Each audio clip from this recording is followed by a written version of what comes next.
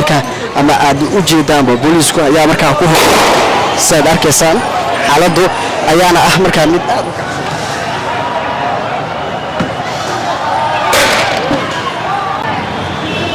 طبعا سهل كان وجدان بحي حوجن يا مركا كجرا أو ساد أركسن عيدا كبوليس كايدتكو مركا كلا رعدين أيان ما دام سنت دتك كإلمسيس مركا هلكا دتكو لغتورة بحي حوجن أيانا مركا كصعدة دكانة يا حرن أنت بلن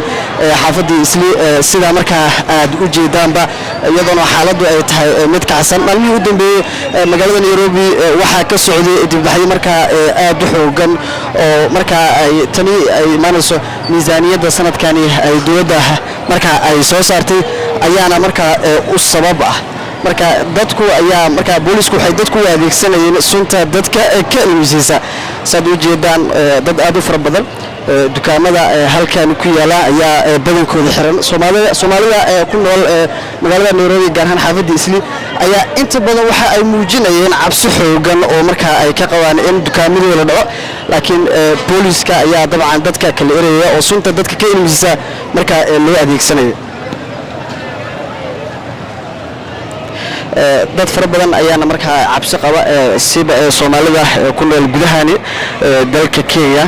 oo markaa maadaama ganacsiyo xoogan halkan ay ku yaalaan oo sida aad arkaysaan dadkan aad ku faraha badan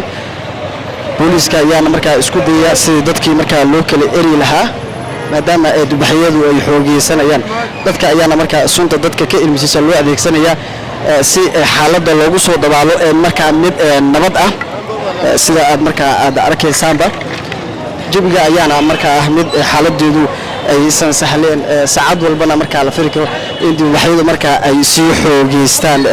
sida aad arkaysaanba markaa ama aad u jeedaanba booliisku ayaa markaa ku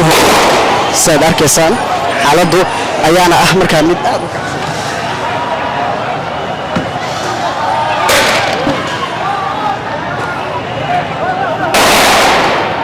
هذا يا أحمد أدوك عسل طبعا صاد أركيسان بوليسكا يوددك